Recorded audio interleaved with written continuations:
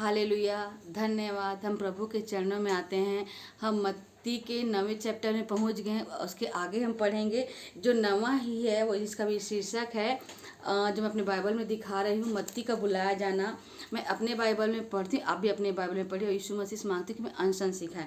जैसे लिखा है, वहाँ से आगे बढ़कर यीशु ने मत्ती नामक एक मनुष्य को महसूल की चौकी पर बैठे देखा।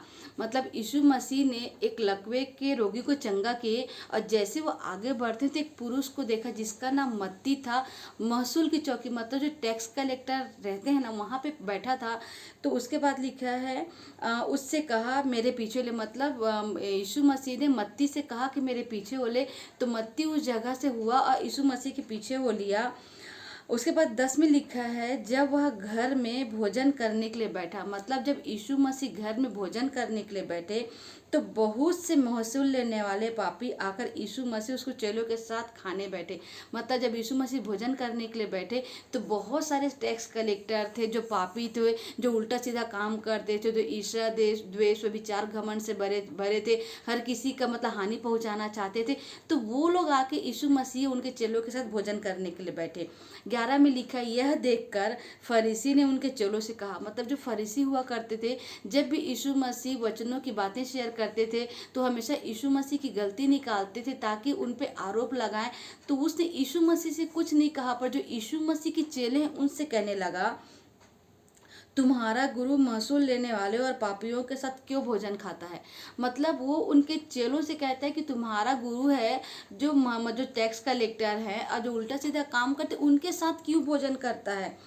उसके बाद 12 में लिखा, यह सुनकर यीशु ने उनसे कहा। मतलब वो जो बोल रहे थे तो यीशु ने उनकी आवाज़ सुनी और यीशु ने उत्तर दिया, वैद्य भले चंगों के लिए नहीं परंतु बीमारियों के लिए आवश्यक है। मतलब यीशु मसीह बोलते हैं कि मैं परमेश्वर की इकलौता पुत्र हूँ, पर परमेश्वर ने मुझे उनको लिए भेजा है जो परमेश्वर को नहीं जानते। आप सब परमेश्वर को जानते हो, आप लोगों को मेरी नीड नहीं है। पर हाँ, जो गलत काम करते हैं, जो ईर्ष्या द्वेष विचार घमंड करते हैं, जो दूसरों की हानि पहुंचाते हैं, जैसे जो टैक्स कलेक्टर है, ये दूसरों का हक छीनते हैं, तो मुझे परमेश्वर ने इनके लिए भेजा। मतलब वो बोलते हैं कि ये लोग बीमार हैं, परमेश्वर ने मुझे एक डॉक्टर के रूप में भेजा है, तो मैं इनके पास रहूंगा, क्योंकि जब मैं इनके पास रहूंगा तभी अपनी सामर्थ्य मैं इनको दिखा पाऊंगा और मेरे जैसे बदल पाएंगे। ऐसा यीशु मसीह कह रहे हैं।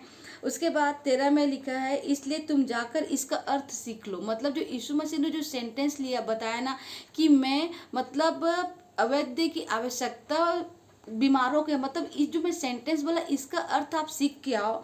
उसके बाद 13 में लिखा है आगे, मैं बलिदान नहीं परंतु दया चाहता हूँ। मतलब परमेश्वर यदि आप गलत करोगे तो परमेश्वर बलिदान नहीं चाहते कि आप होम बलि चढ़ाओ, अन्न बलि चढ़ाओ, पाप बलि चढ़ाओ, पर परमेश्वर अपनी दया को प्यार में बदल के मुझे अपने इकलौते पुत्र को भेजा कि आप सबके पाप को मैं अपने ऊपर लूँ और मैं कहता हूँ कि तुम्हारे पाप समोय। मतलब वो जो पाप था वो मैं क्रूस पे कुर्बान होऊंगा। इसलिए यीशु मसीह बोलते कि मैं वैद्य बन के मरीजों के लिए आया हूँ।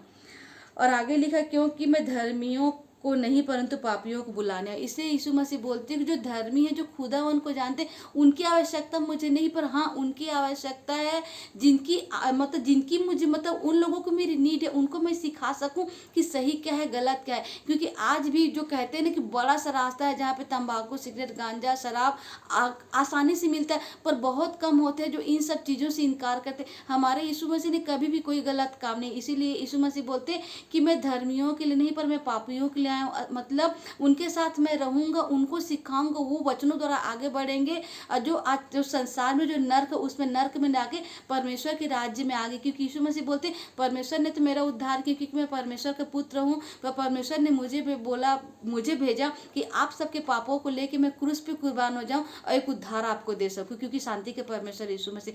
तारीफ करती खुदावन, आप अपने वचनों द्वारा सिखाए मेरे खुदा, और तारीफ करती खुदावन जैसा आप चाहते हैं खुदा वैसे हम बने। तारीफ करती खुदावन, सारी आदर सारी महिमा आपको मिले। यीशु मसीह के नाम से मांगती हूँ, आमीन आमीन आमीन।